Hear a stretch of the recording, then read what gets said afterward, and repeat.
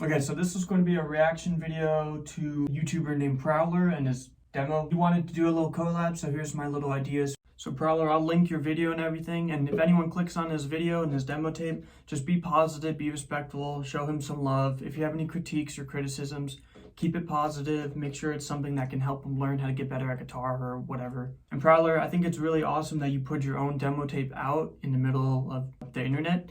I have to give you major props for that, because a lot of people don't even do that. And before we start, I'm not playing the notes exactly like Prowler's playing them. I'm just kind of giving you more ideas of what you can do with your music. Take it with a grain of salt. I'm just giving my input as if you were jamming with me right here. So I just got my phone and my amp, no fancy plugins right now. Okay, so let's have a listen to what you got so far.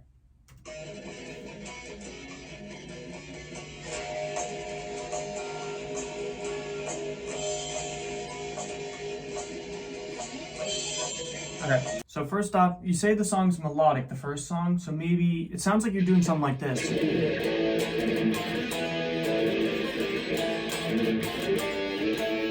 know, it's not the same notes, but I'm giving you more of the principle of what I'm talking about. Maybe start it off with a clean channel, build it up slowly, and then you can get into your fast kind of riff.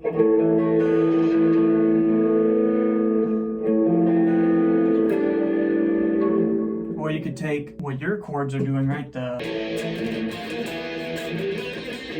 You could simplify that in the clean.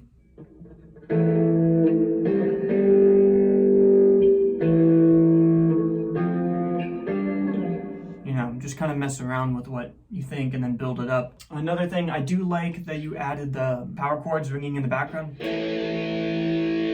But I think once you get to the solo, maybe cut that out a little bit or change chords. Another thing you could do is, not do the same exact power chord ringing out. Or to add more of a progressive style, you could do chords like this. Like this is 2 and 5 on the D and G. And that was, a regular kind of power chord.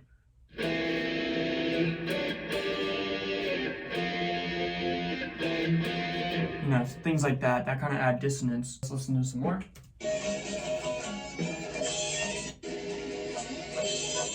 Okay, I like that first kind of riff. Something like that. That's alright, it's just timing issues, that's it. Because it's out of time, it also is just kind of mindless shredding, which is alright. I mean, I do the same thing. You also want to make sure your bends are 2 pitched. So say you're doing a full step bend, right? Say we're doing 5 on the high E. You want to bend it up to 7.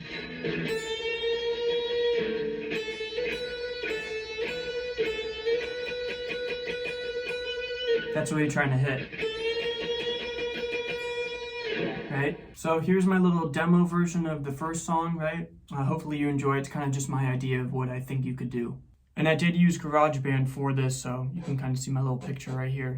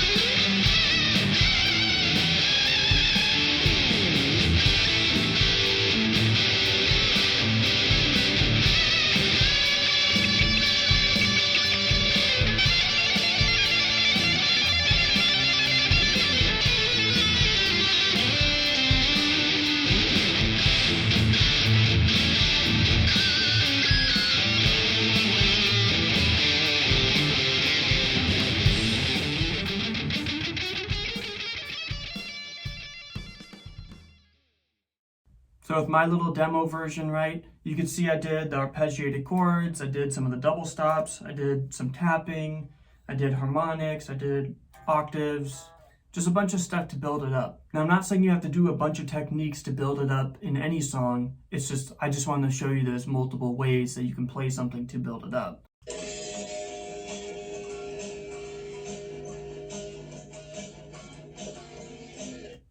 Kind of sounds like the Motley Crue Looks Like Kill riff.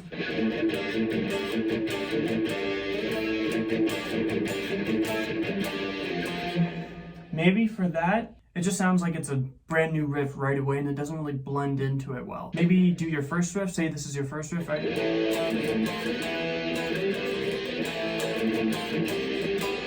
Right?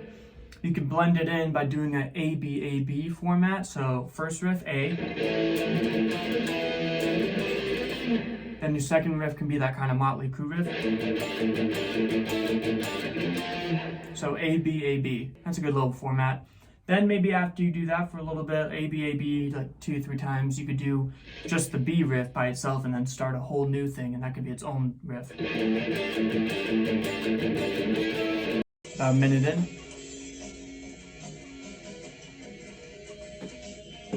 Okay. So with that kind of riff, that style riff, since you want it to be progressive, I would move it around the neck just to have higher pitch, lower pitch, you know. You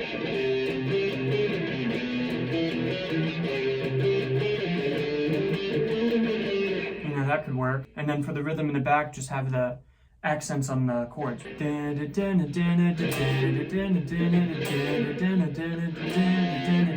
know what I mean?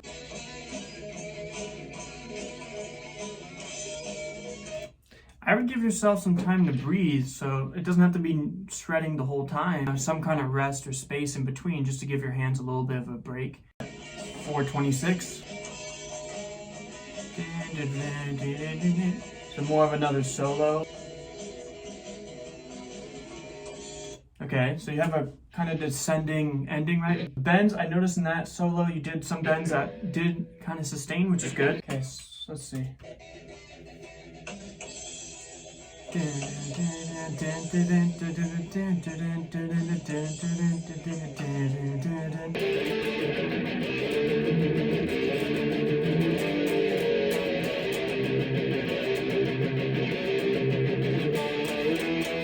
Now that kind of rhythm idea.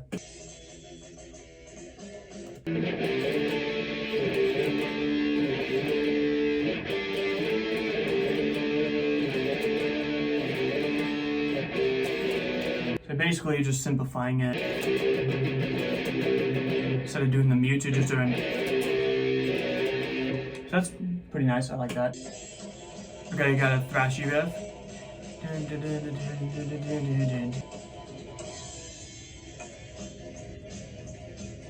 Okay, that riff leading into it doesn't really flow. I would do again an A-B.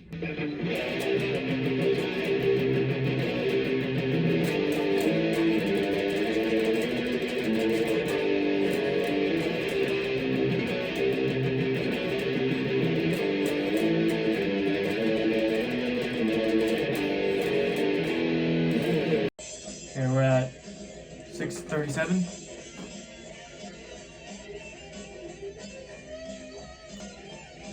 Kind of a Kirk Hammett style. I like the intro bend.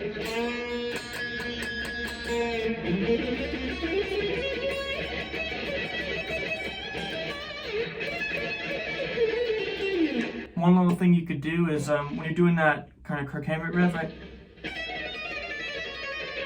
right? Or the one that's like this. You could mix it up by doing that and then doing a kind of a 2-note sweep.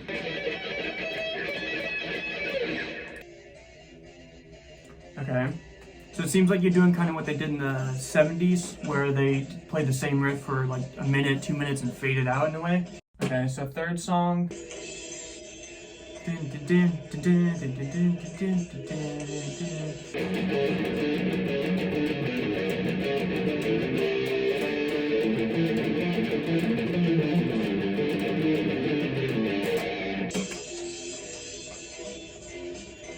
Okay, repetitive, which is fine. I'm not saying it's bad. It's going on a little bit too long.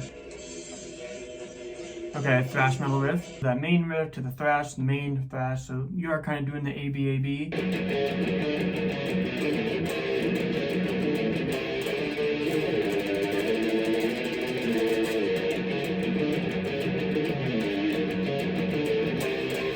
Okay, we're at 10:17.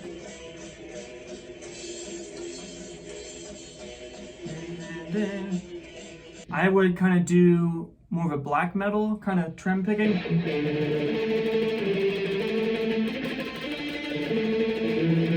Where it's just taking a chord and arpeggiating it by trimming, picking. So say we do that power chord, right?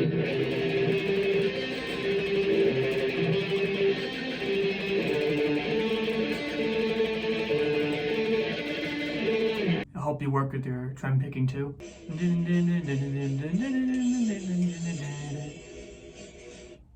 Oh, it just ends. You need an ending. Final thoughts, timing. Work on your timing. Maybe with the drum backing track, make sure it's in time. Make sure the fills are in time. Start looking into how to tell time, you know, maybe even just 4/40 time. But you need to work on the basics. Your hammer-ons. Sliding.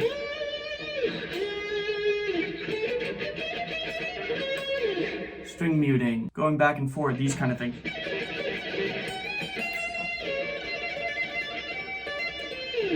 Maybe some tapping. Just work on your techniques first. Don't try to do a bunch of stuff to show off that you can play. If you work on the basics, then all the fancy stuff that you want to do will sound better later on. Give yourself some breaks when you're doing soloing. Do some little wacky kind of things like double stops, you know. You can even do that kind of Randy Rhoads, you know. Hammer-ons with the kind of hand glide, you know, harmonic. Dive bomb, the good old dive bomb, finger scrapes, you know. Just little techniques like that. Just, you know, it doesn't have to be all over the place. Make it tasteful and sporadic or whatever. It's really up to you, obviously. So overall, I hear exactly what you're kind of thinking in your own head, which is fine, and that's helpful for me too. It's timing. You got to work on your timing. Work on your playing, make sure it's not so sloppy, you know. I wish you were here personally so I could actually, like, you know, work on a song with you and jam with you, but this is all I can do for now. Alright, well, Prowler, don't give up. Keep practicing. It's a lot better than what I could have done with my first demo. My first demo thing I made a few years ago sucks. It's horrible. So hopefully you get back to me. Hopefully you see this video. I'll tag you and all that stuff. But, just keep practicing. Don't give up. Listen to people's criticisms. Take it as advice. Make it into a lesson, not something negative. Hopefully this was a little bit helpful. That's my little critique. You take care. Have a good day. And everyone else that was watching. All right, bye.